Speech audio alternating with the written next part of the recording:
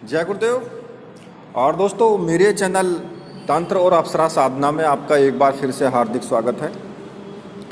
और देखिए, आज मैं आपके सामने जो एक विशेष चीज़ बताने वाला हूँ वो ये बताने वाला हूँ कि ऐसी कौन सी चीज़ होती है कि अगर हम उसको देख लें तो महा अपशगुन होता है। कहते हैं ना कि एक तो होता है अपशगुन, लेकिन ये तो महा अपशगुन है। अगर हम देख लेते हैं उस चीज़ को तो वास्तव में इतना बड़ा अपशगुन है कि उसको शब्दों में भी कहना नहीं कहा जा सकता है। तो देखिए, सबसे पहले तो मैं आपसे रिक्वेस्ट करूंगा कि इस वीडियो को पूरी देखना, आप स्किप मत करना बिल्कुल भी, क्योंकि ये वीडियो आपके लिए बहुत ही लाभदायक है। आपने देखा होगा कि अगर कौवा तंत्र है, कौवा एक पक्षी है, बहुत चालाक पक्षी होता है और इसकी कहानी बहुत विचित्र है। खैर देखिए, वो सब चीज़ें तो मैं दूसरी वीडियो में आपके लिए बताऊंगा, लेकिन पहले मैं इसके बारे में आपको बता देता हूं कि ये कौन सा महा अपशगुन है कि जो देखने पर हमें लगता है। देखिए, कौवे को अगर आप मैथुन क्रिया यानी संभोग करते हुए अगर आप देख लेते हैं, जो भी व्यक्ति उसको देखता है वो महा अशुभ होता है। एक तो शुभ होता है, लेकिन ये महा अशुभ है अगर ऐसा आप देख लेते हैं कौवे को।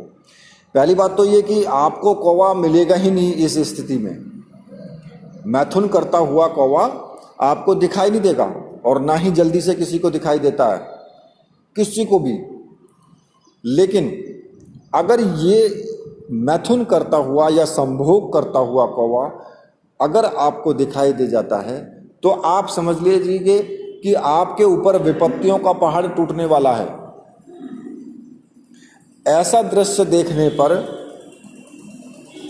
सारी जितनी भी क्रियाएं हैं, द्वेष, व्याधि, धन हानि, कुल हानि, बुद्धिनाश, विवाद, मतलब धन, हर प्रकार से विपत्तियां आने वाली हैं। फिर आप ये समझ लेना, और ये 100% सही है।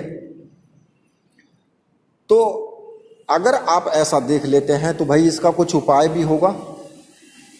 तो देखिए, ये जिस चीज का उपाय इतना कठिन है जो मैं आपको बताने वाला हूं, अगर उसका उपाय इतना कठिन है तो ये अपशगुन भी वास्तव में बहुत ही कठिन है, बहुत ही विनाशकारी है।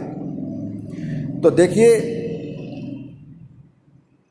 जहां पर आप ऐसा अपशगुन देखते हैं वहां पर वर्षा भी नहीं होती है, धर्म की हानि होती है। और देखिए, सफेद रंग का कौवा होता है, काले रंग का कौवा होता है, दोनों के देखने पर ही यही परिणाम मिलता है, यही अपशगुन मिलता है, जिसे हम महा अपशगुन बोलते हैं। अब उसको क्या करना चाहिए जो व्यक्ति देख ले?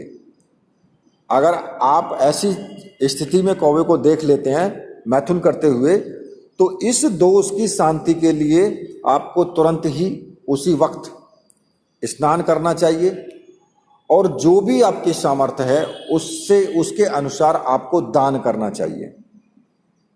और फिर जितना दिन शेष रहे, मतलब कि जो भी टाइम आपके लिए आगे बचे उस दिन का, उस सारे समय में आपको भजन, पुण्य आदि के कार्य ही करके बिताना चाहिए वो दिन।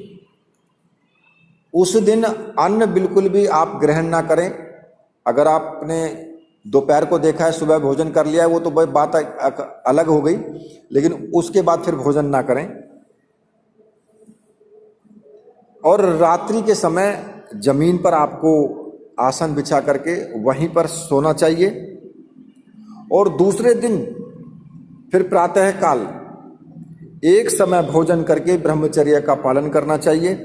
और जो कौवे हैं उनको भोजन देना चाहिए।